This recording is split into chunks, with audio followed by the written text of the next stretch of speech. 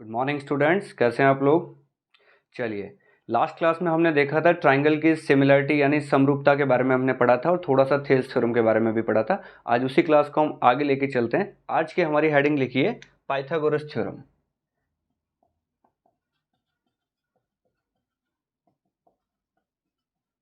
देखिए, पाइथागोरस का नाम तो आप सब लोगों ने बहुत सुन रखा होगा, सबको पता भी होगा कि पाइथागोरस क्या चीज़ है। लेकिन आज हम पढ़ेंगे कि ये एक्चुअल में निकल के कहाँ से आया था, इसका डेरिवेशन क्या था, उस पर हम थोड़ी सी बात करेंगे आज। तो देखिए, इसके लिए हमें क्या करना होगा, एक राइट एंगल ट्राइंगल लेना पड़ेगा। देखिए, सबसे पहले मैंने एक राइट एंगल ट्राइंगल लिया ABC।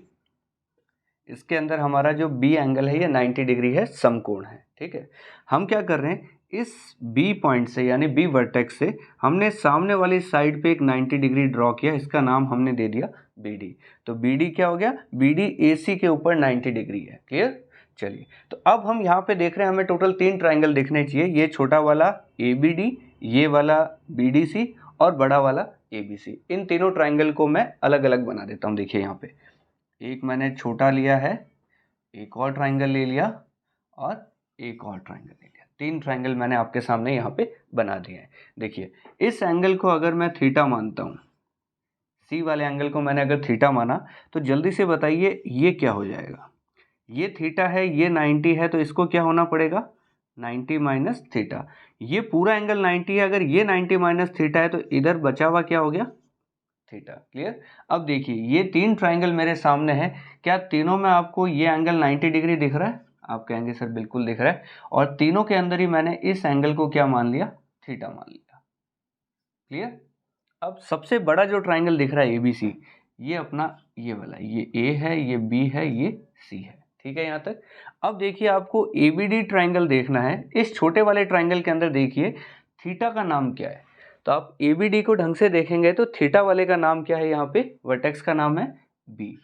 और ABD के अंदर जो 90 डिग्री है इसके अंदर, उसका नाम क्या है, उसका नाम है हमारा D। तो बच गया कौन, A। क्लियर।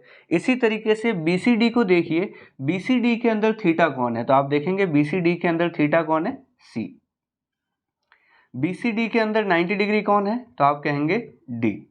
तो बच गया कौन, B। अब देखिए, इन तीनों ट्राइंगल्स को गौर से देखिए, क्या इन दोनों ट्राइंगल्स के अंदर एक एंगल थीटा है, एक एंगल 90, क्या इसके दो एंगल के बराबर हैं, आप कहेंगे बिल्कुल है।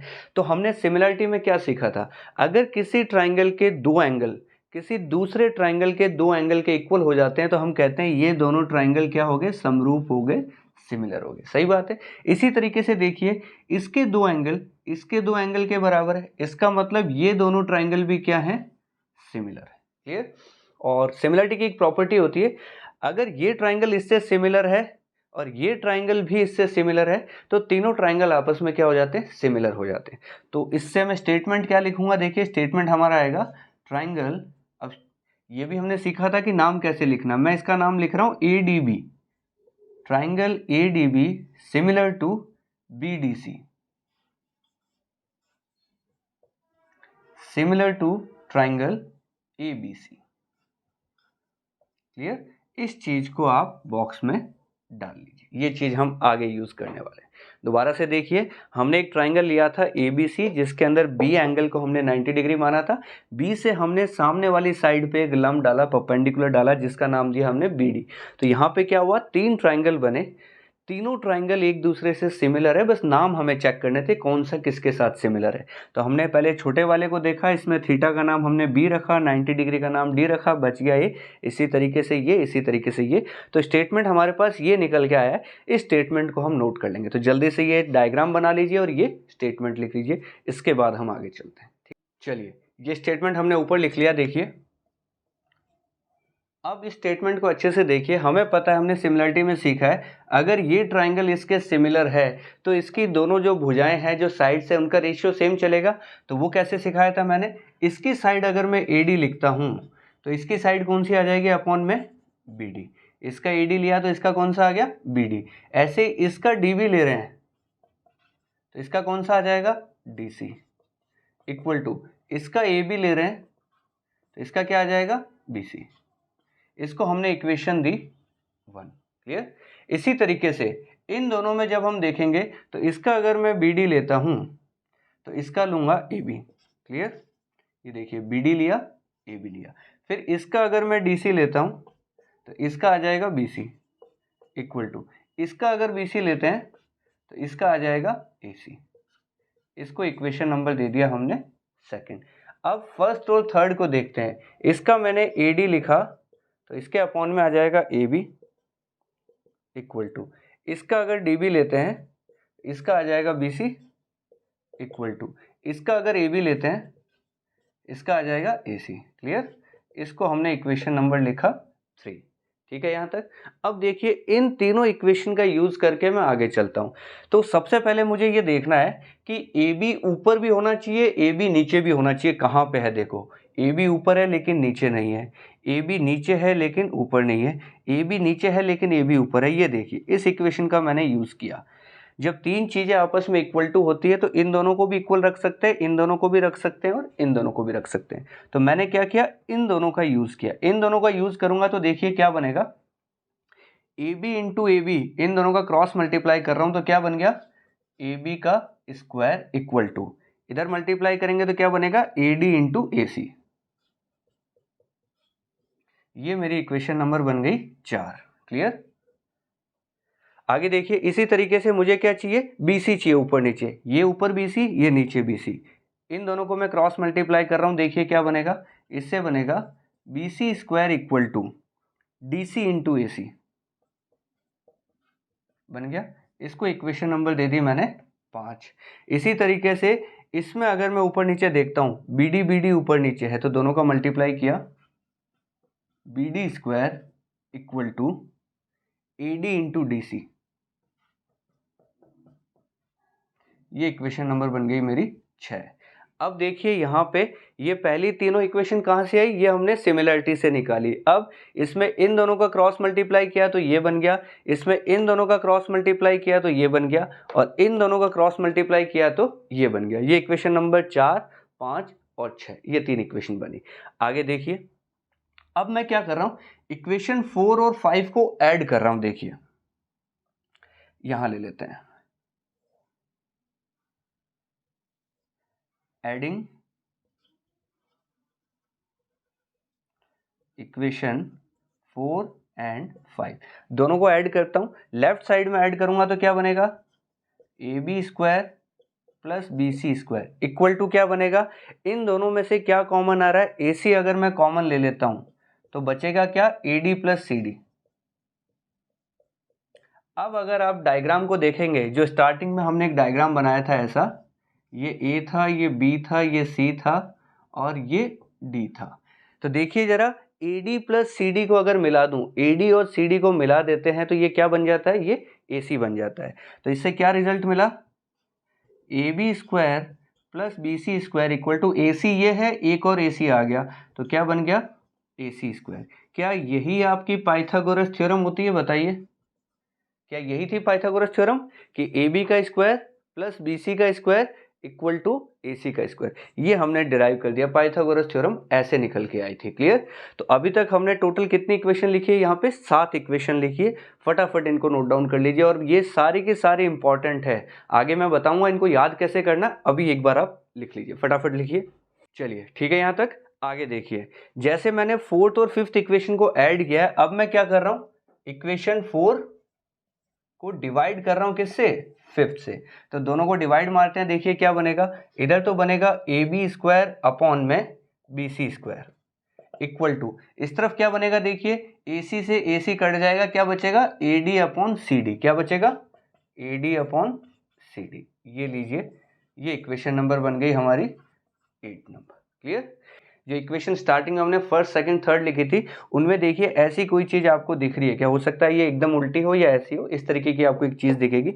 इसको जब हम क्रॉस मल्टीप्लाई करेंगे तो देखिए क्या बनेगा, बी डी इक्वल टू क्या बन जाएगा, A B into B C upon में ए सी। ये हमारी इक्वेशन बनेगी 9 नंबर, और ये बहुत ज़्यादा इंपॉर्टेंट है। 9 नंबर सबसे ज़्यादा इंपॉर्टेंट यही वाली इक्वेशन है हमारी। चलिए अब मैं क्या करता हूँ, इनको उल्टा करके स्क्वायर कर रहा हूँ, तो देखिए क्या बनेगा, 1 upon B D square equal to A C square upon A B square into B C square, ऐसा बनेगा। अब ए सी स्क्वायर की जगह मैं क्या लिख सकता हूँ, ए सी स्क्वायर की जगह मैं A B square plus B C square लिख सकता हूँ।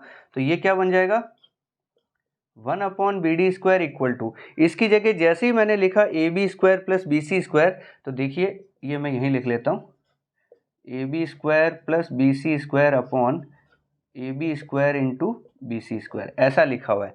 तो एक AB² के नीचे भी ये दोनों चीज़ें आएंगी तो AB से AB कट जाएगा, सिर्फ क्या बचेगा 1/BC²। ऐसे इसके नीचे दोनों चीज़ें आएंगी तो BC से BC कट जाएगा, क्या बचेगा 1/AB²। ये इक्वेशन नंबर बनी हमारी 10। तो टोटल यहाँ पे आपको पाइथागोरस में मैंने 10 इक्वेशंस लिखी है। अब हो सकता है कि आपको ये लग रहा हो कि ये डिराइव हम कैसे करेंगे, एग्जाम में आएगा तो क्या करेंगे, ये सीधा कैसे याद होगा। अभी मैं सारी चीज़ें सिखा दूंगा आपको, 1 मिनट में ये 10 के 10 इक्वेशन आपको याद हो जाएंगी। पहले 3 हमें याद करने की जरूरत नहीं है, लास्ट की जो 7 है यानी कि इक्वेशन नंबर 4 से लेकर 10 तक, यही इक्वेशंस है जो हमें याद रखनी है।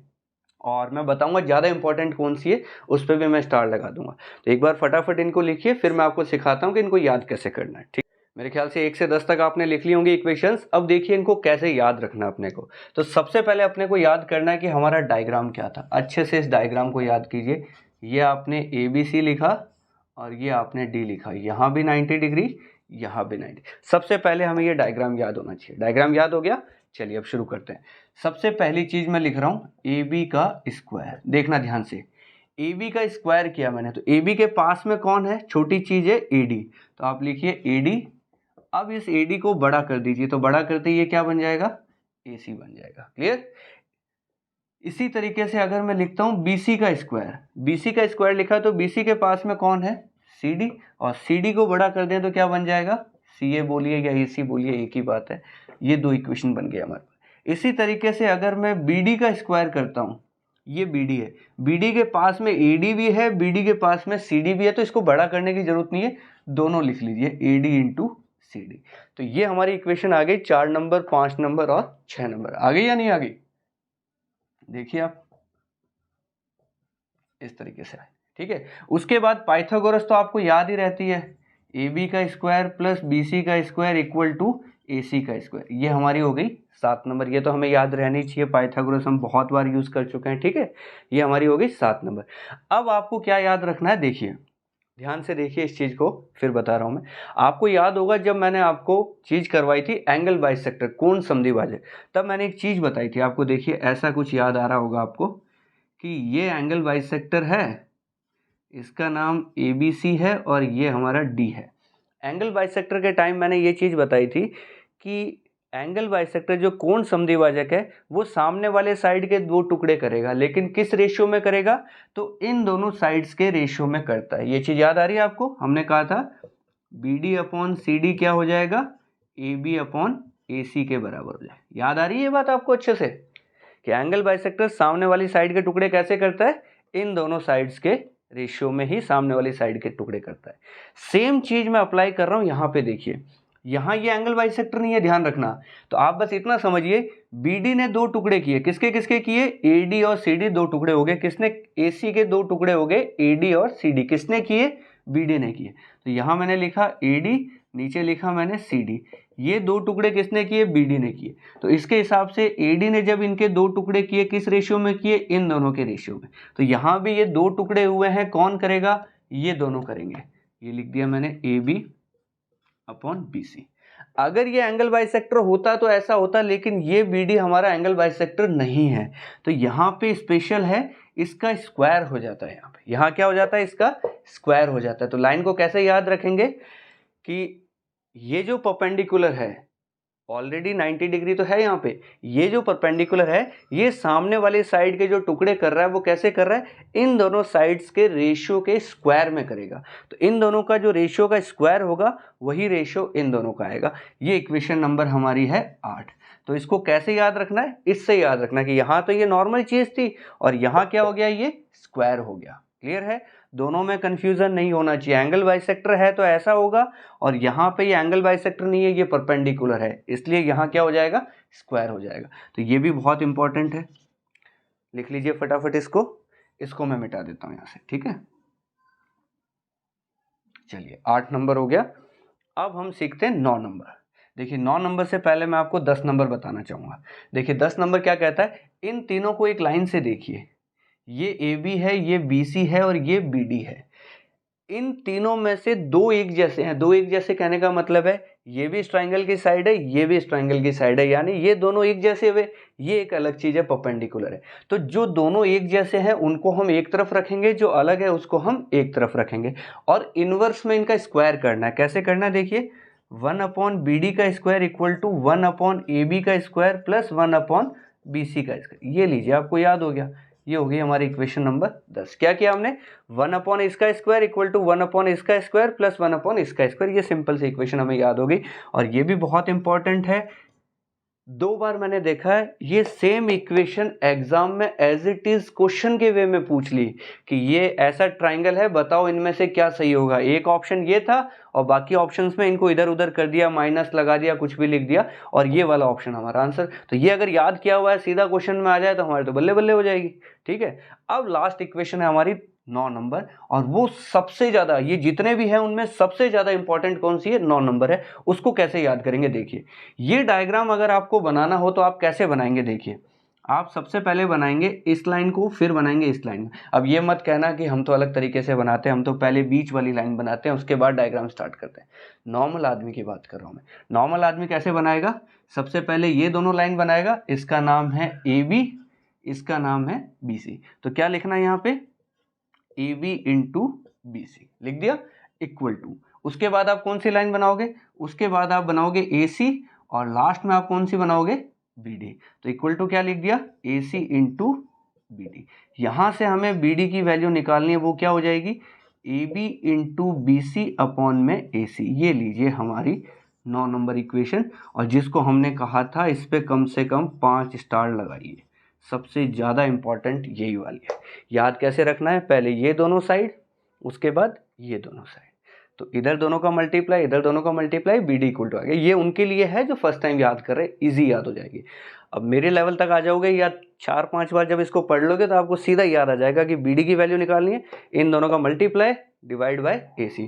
और इसका मैं इतनी जगह यूज लूंगा आगे क्वेश्चंस के अंदर कि आपको ये अपने आप याद करवा दूंगा, ये मेरा काम है याद करवाना। ठीक है, चलिए तो देखिए वापस से इक्वेशन नंबर 4 से हमने स्टार्ट किया था, 4, 5, 6, 7, 8, फिर 10th, फिर 9th। तो ये सारी इक्वेशन आपको याद होनी चाहिए। क्वेश्चंस डायरेक्ट आते हैं, इस पे भी डायरेक्ट क्वेश्चन आया है, इस पे भी आया है, इस पे, मतलब जितनी इक्वेशन मैंने यहाँ पे लिखी है ना, सब पे आपको एक एक क्वेश्चन, मिनिमम एक एक क्वेश्चन आपको प्रीवियस ईयर के अंदर मिल जाएगा। और ये सारा एक साथ करके लिखा है मैंने, आपको किसी किताब में कहीं नहीं मिलने वाली ये सारी इक्वेशन एक साथ। क्लियर, किसी को पता भी नहीं है कि ऐसी इक्वेशन होती है क्या। लोग यूज करते हैं, अलग अलग तरीके से आंसर निकाल लेते हैं, लेकिन उनको पता ही नहीं है कि ऐसी इक्वेशन भी होती हैं क्या। तो ये बहुत मेहनत की हुई है, उसके बाद ये रिजल्ट्स निकले हैं जिनको हमने एक साथ किया। क्लियर, तो जितना इंपॉर्टेंट है, जितनी मेहनत मैंने इनको बनाने में की है, उसका 10% तो आप याद करने में लगा ही सकते हो। क्लियर, तो इनको लगाइए। अब देखिए मैं 1 बाय 1 इनके ऊपर क्वेश्चन लेता हूँ और देखो आपको मजा आता है कि नहीं। फटाफट लिखिए। देखिए एक पहला क्वेश्चन ले रहा हूँ, एकदम सिंपल सा क्वेश्चन है। आपके सामने ऐसा दिया होगा कि ABC एक ट्राइंगल है जिसमें B एंगल 90 डिग्री है, और BD ने क्या किया, AC के ऊपर 90 डिग्री ड्रॉ किया। अगर AB की वैल्यू 6 है, BC की वैल्यू 8 है, तो जल्दी से बताइए AD कितना होगा, CD कितना होगा, BD कितना होगा। एक ही क्वेश्चन में मैंने 3 क्वेश्चन पूछ लिए, ये 3 अलग अलग क्वेश्चन बनते हैं हमारे। ठीक है, फटाफट सॉल्व कीजिए, देखते हैं। और आपको ये भी चेक करना है कि आप उनमें से जो मैंने 10 इक्वेशन लिखवाई है, उनमें से आप कौन सी इक्वेशन यूज कर रहे हैं, ये भी आपको पता होना चाहिए। जल्दी से बताइए।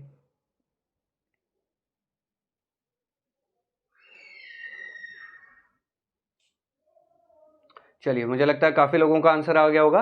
चेक करते हैं, देखिए अगर मुझे AD निकालना है तो मैं इक्वेशन नंबर यूज करूंगा फोर्थ इक्वेशन क्या थी, AB का square equal to AD into AC। ये इक्वेशन याद आ रही है, फोर्थ नंबर हमारी। तो देखिए ये 6 है, ये 8 है, तो AC क्या हो जाएगा, AC को 10 होना पड़ेगा।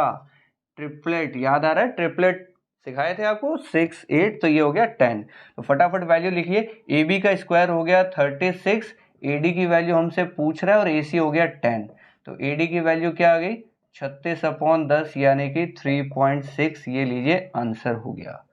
तो इक्वेशन नंबर 4 का यूज किया और फटाक से हमने आंसर निकाल दिया। क्लियर, चलिए इसी तरीके से अगर आपको CD निकालना था तो आप क्या करते, आप करते BC का square equal to CD into AC। ये हो गया 8 का स्क्वायर 64, ये हो गया CD इंटू 10। तो CD की वैल्यू आ गई, सीधा ही लिख रहा हूँ 6.4। ये लीजिए आंसर हो गया। अब कोई कहेगा सर जब मैंने AD की वैल्यू 3.6 निकाल ली, AD 3.6 हो गया, तो CD निकालना है तो 10 में से माइनस ही कर देता, बिल्कुल कर सकते थे। तो इसलिए मैंने कहा था ये तीनों इंडिविजुअल क्वेश्चन है। ये जब आ गया तो CD आप सीधा माइनस करिए, 10 में से 3.6 माइनस कीजिए, 6.4 ही आएगा। बिल्कुल सही बात है आपकी। चलिए अब मुझे BD निकालना है, तो BD का फॉर्मूला क्या था, जल्दी से बताइए। BD का फॉर्मूला था AD इंटू CD। BD का स्क्वायर होता है और इसका रूट होता है। एक फॉर्मूला तो ये है, लेकिन अगर ये फॉर्मूला मैं यहाँ पे लगाऊंगा तो AD की वैल्यू भी पॉइंट में है, CD की वैल्यू भी पॉइंट में है, और अब मुझे दो पॉइंट वालों को पहले मैं मल्टीप्लाई करूंगा, फिर मैं रूट करूंगा, तो मेरा काम बड़ा लंबा हो जाएगा। तो ये वाली इक्वेशन यूज नहीं करेंगे। BD के लिए हम कौन सी इक्वेशन यूज करेंगे, हम यूज करेंगे 9 नंबर इक्वेशन। 9 नंबर इक्वेशन क्या कहती है, BD equal to AB into BC upon में AC। ये देखिए, तो AB की वैल्यू 6 है, BC की वैल्यू 8 है, इसकी वैल्यू 10 है। 6 8 जा 48 अपॉन 10, ये हो गया 4.8। ये लीजिए आपका आंसर हो गया। तो कौन सी इक्वेशन यूज करनी है, जब भी BD की वैल्यू पूछे तो यही वाली इक्वेशन यूज करनी है। क्लियर। तो देखिए 3 क्वेश्चन किए हमने, तीनों क्वेश्चन एग्जाम्स के अंदर आए हुए हैं। ये प्रीवियस ईयर आप उठा के देखेंगे, ये क्वेश्चन भी मिलेगा, ये भी मिलेगा, और ये तो बहुत जगह मिलेगा आपको। क्लियर। चलिए आगे चलते हैं। एक और प्रीवियस ईयर क्वेश्चन लेके आया हूं मैं आपके सामने। यहाँ दिया हुआ है ABC एक ट्राइंगल है जिसमें एंगल A 90 डिग्री है और AD जो है वो BC के ऊपर परपेंडिकुलर है, 90 डिग्री लंब है। तो जल्दी से बताइए AD की वैल्यू क्या हो जाएगी। अब देखिए बहुत सारे लोग क्या करते हैं, जैसे फॉर्मूले मैंने लिखाए थे एज इट इज उन्होंने याद कर लिए, कोई दिक्कत नहीं है। अब वो ढूंढते हैं फॉर्मूले के अंदर कि यहाँ AD की वैल्यू पूछ रहा है, वो AD का फॉर्मूला ढूंढते हैं और वो AD का फॉर्मूला लगा देते हैं क्या, कि AB square equal to AD into AC। कि सर ने तो यही याद करवाया था, ये फॉर्मूला हमने लिख दिया। AB का स्क्वायर आप करोगे तो कितना हो जाएगा, 15 का स्क्वायर 225, ये लीजिए AD, और AC की वैल्यू दे रखी है अपने को 20। तो AD की वैल्यू क्या आ गई, 225 अपॉन 20। ये लीजिए आंसर। ऐसा ऑप्शन में भी आपको मिल गया और आप लगा के खुश हो गए, फिर देखते हो अल्लाह ये तो आंसर खोटा हो गया, फॉर्मूला तो मैंने सही लिखा है, आंसर भी सही आना चाहिए, कैलकुलेशन में भी दिक्कत नहीं है, फिर गलत क्यों हो गया। तो भैया दिक्कत यहाँ है, फॉर्मूला आपने सही याद किया, नो डाउट, इसमें कोई दो राय नहीं, लेकिन आपको ये पता होना चाहिए कि जिस फॉर्मूले को आपने याद किया है उस फॉर्मूले का डायग्राम क्या था, उसमें AB क्या था, AD क्या था, AC क्या था, वो डायग्राम तो आपको याद होना चाहिए ना। सिर्फ फॉर्मूला रटने से नहीं होगा।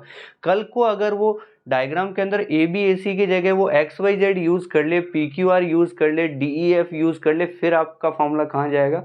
तो हमेशा क्या है कि कोई भी चीज याद करो तो उसका डायग्राम आपको याद होना चाहिए कि हमने याद क्या किया था। तो देखिए क्वेश्चन ये है, यहाँ ये हमसे ये वाली चीज पूछ रहा है AD, और हमारे डायग्राम में ये क्या चीज थी, देखिए हमारा डायग्राम ऐसा बना हुआ था, ये ABC था, ये D था, ऐसा डायग्राम था हमारा। तो हमारे डायग्राम में जो BD था ना, वो इस डायग्राम में क्या बन गया है, AD बन गया है। तो डायग्राम में ही इन चीजों को याद करने की कोशिश कीजिए कि ये चीज निकालनी है, तो क्या बताया था फॉर्मूला, इन दोनों का मल्टीप्लाई डिवाइड में वो। अब याद आ रहा है। अब ऐसे अगर आप याद करोगे ना तो फिर आपको ये AB AC AD जो भी है, XYZ हो, PQR हो, कैसा भी ट्राइंगल ले ले, आपको कभी दिक्कत नहीं आई। तो स्टार्टिंग में लोगों के साथ ऐसे दिखते हैं, बहुत होती है, वो डायग्राम को याद नहीं करते हैं, वो फॉर्मूले में ज़्यादा घुस जाते हैं, फॉर्मूले याद करते हैं, कल को डायग्राम चेंज होता है, फॉर्मूला गड़बड़ हो जाता है। तो कोशिश क्या करनी है अपने को, हमें डायग्राम याद करना है कि डायग्राम के हिसाब से क्या फॉर्मूला बनेगा। तो अभी इसके हिसाब से हमारा फॉर्मूला क्या है, BD निकालना है, तो इन दोनों का मल्टीप्लाई डिवाइडेड बाय ये। सेम क्वेश्चन क्या है, ये चीज मुझे निकालनी है, इन दोनों का मल्टीप्लाई डिवाइडेड बाय ये। पहले तो बताओ ये 15 ये 20, तो ये क्या हो जाएगा, ये हो जाएगा 25। कैसे, पाइथागोरस थ्योरम बोल लो या ट्रिपलेट्स बोल लो। अब मुझे ये वाली चीज निकालनी है, तो मैंने लिखा AD इक्वल टू इन दोनों का मल्टीप्लाई डिवाइडेड बाय ये। अब सॉल्व कीजिए इसको, कितना आ जाएगा, ये आ गया 12 आंसर। अब देखिए आपका आंसर क्या आ रहा था और यहाँ क्या आंसर आ रहा है, अब समझ में आ रहा है फर्क। तो डायग्राम आपका घूम सकता है, ABC की जगह नाम चेंज हो सकते हैं, PQR आ सकता है, XYZ आ सकता है। तो हमेशा फॉर्मूला जब याद करो तो डायग्राम याद होना चाहिए कि हाँ इस डायग्राम के हिसाब से ये फॉर्मूला बना था। डायग्राम भूल गए, खेल खत्म आपका। क्लियर। तो बहुत ही अच्छा क्वेश्चन है ये, लिख लीजिए इसको। चलिए देखिए एक बहुत अच्छा क्वेश्चन मैंने दिया आपको, टैगलाइन देख लीजिए, अगर दम हो आपके पास तभी इसको सॉल्व करना, अदरवाइज ट्राई मत करना, नहीं होगा आपसे, चैलेंज दे रहा हूँ आपको। करके दिखाइए। चलिए देखिए, अगर आपकी घड़ी में 2 मिनट से ज़्यादा टाइम लग गया है तो क्वेश्चन को स्किप कर दीजिए, फिर आपसे होना भी नहीं है। देखिए बहुत अच्छा क्वेश्चन है और मैं गारंटेड हूँ जितने लोगों ने भी आंसर निकाला है मैक्सिमम क्या 90% लोगों का आंसर गलत आएगा। क्यों आएगा? आधे लोग तो कहेंगे सर क्वेश्चन ही खोटा है, ऐसा क्वेश्चन कैसे आ गया, ये कहाँ से निकालेंगे, हम कैसे करेंगे। तो चलिए सीखते हैं कैसे करेंगे। देखिए इस समय मैं 2 चीज़ों का यूज़ करूँगा, ध्यान से देखना कौन कौन सी चीज़। पहली चीज़ कि AD अपॉन CD किसके बराबर होगा? AB अपॉन BC के स्क्वायर के बराबर होगा। ये कहाँ से आया? ये फॉर्मूला हमने लिखा था अभी पाइथागोरस के अंदर, ये फॉर्मूला लिखा था, देख लीजिए कितना नंबर है। ठीक है, तो एक तो मैं इसको यूज़ करने वाला हूँ, तो पहले इसको सॉल्व कर लेते हैं। तो देखिए AB अपॉन BC का रेशियो क्या है? 10/20। इसका मैंने स्क्वायर कर दिया, इक्वल टू क्या हो गया? AD अपॉन CD हो गया। तो यानी कि AD अपॉन CD का रेशियो मेरे पास आ गया है 1:4। क्लियर? ये एक चीज़ मैंने यूज़ की। सेकंड चीज़ मैं क्या यूज़ कर रहा हूँ, ध्यान से देखिए। जब मैंने आपको एंगल बाइसेक्टर सिखाया था उसके अंदर मैंने आपको ये चीज़ बताई थी। देखिए ये A है, ये B है, ये C है और ये D है। ये हमारा कोण समद्विभाजक है, एंगल बाइसेक्टर। हमने क्या कहा था कि एंगल बाइसेक्टर कोण समद्विभाजक सामने वाली साइड के टुकड़े कैसे करेगा? उस रेशियो में करेगा जिस रेशियो में ये दोनों साइड से। क्लियर? ठीक है। सेकंड चीज हमने क्या कही थी? हमने कहा था इन दोनों ट्राइंगल्स का एरिया किस रेशियो में डिवाइड होगा? जिस रेशियो में ये दोनों साइड डिवाइड होती है। बात की थी या नहीं की थी? फिर मैंने वहां पे आपको स्टार लगा के ये लाइन भी बोली थी कि जरूरी नहीं ये एंगल बाइसेक्टर हो, ये कोई भी लाइन हो, अगर ये सामने वाली साइड के 2 टुकड़े कर रही है तो जिन रेशियो में इन दोनों साइड के टुकड़े हुए हैं एरिया भी उन्हीं रेशियो में बंटता है। क्यों बंटता है? क्योंकि इस ट्राइंगल देखो, इसके एरिया का फॉर्मूला क्या होगा? हाफ इंटू आधार इंटू ऊंचाई, और इसके एरिया का रेशियो क्या होगा? Half into base into height. क्या इन दोनों ट्राइंगल्स के लिए हाइट सेम नहीं रहेगी? क्या बिल्कुल सेम रहेगी। एक पॉइंट से एक लाइन पे एक ही परपेंडिकुलर डलता है, ये बात मैं बार बार कर चुका हूं। तो इन दोनों ट्राइंगल्स की हाइट सेम रहने वाली है। तो जब मैं रेशियो लूंगा एरिया का, हाइट से हाइट कट जाएगी, हाफ से हाफ कट जाएगा, बचेगा कौन? BD और CD। यानी इन 2 ट्राइंगल्स का जो एरिया डिवाइड होगा वो किस रेशियो में डिवाइड होगा? जिस रेशियो में BD और CD है। तो इसी बात को मैं यूज कर रहा हूं यहाँ पे। क्या AD और CD का रेशियो देखिए, AD और CD का रेशियो आपने बताया है 1:4 है। ये लीजिए 1:4। ठीक है, ये 1 है, ये 4 है। तो ये जो पूरा एरिया है वो भी किस रेशियो में बंटेगा? इसी रेशियो में बंटेगा, 1:4 में। अब टोटल एरिया निकालिए कितना है? इस पूरे ट्राइंगल का एरिया कितना हो गया? त्रिभुज ABC का एरिया है हाफ इंटू 20 इंटू 10 यानी कि 100। हमें निकालना है ABD का एरिया। तो त्रिभुज ABD का एरिया निकालना है तो टोटल हो गया ये 5 में से एक हिस्सा उसका है, यानी 1/5 इंटू 100 करेंगे तो कितना हो गया? 20। यानी 1 का मतलब हो गया 20, 4 का मतलब हो गया 80। इसका एरिया 20 होगा, इसका 80 होगा और पूरे का कितना होगा? 100। क्वेश्चन अच्छा लगना चाहिए आपको। अगर ये क्वेश्चन आपको अच्छा नहीं लग रहा है ना, इसका मतलब आपको समझ में कम आ रहा है। और अगर आपको समझ में उतना ही आ रहा है जितना मैं समझा रहा हूँ तो इस क्वेश्चन पे लाइक जरूर बनता है। क्लियर? तो ऐसे ही और अच्छे अच्छे क्वेश्चन लेके आऊंगा मैं आपके लिए। प्रीवियस ईयर की सीरीज स्टार्ट करेंगे हम फटाफट, जिसके अंदर सिर्फ प्रीवियस ईयर के क्वेश्चन ही करेंगे। तो थ्योरी वाला काम हमारा चलता रहेगा और प्रीवियस ईयर के क्वेश्चन का हम अलग से स्टार्ट करें। कुछ लोगों के मैसेज आए थे कि सर अर्थमेटिक भी साथ के साथ स्टार्ट कर दो, तो मैं बता देता हूँ। हमने चैलेंज एक्सेप्ट किया है 75 डेज। देखिए 75 डेज, आज से बात कर रहा हूँ, 75 डेज में हम अर्थमेटिक, एडवांस, DI सब कुछ यानी कंप्लीट मैथ्स की बात कर रहा हूँ मैं।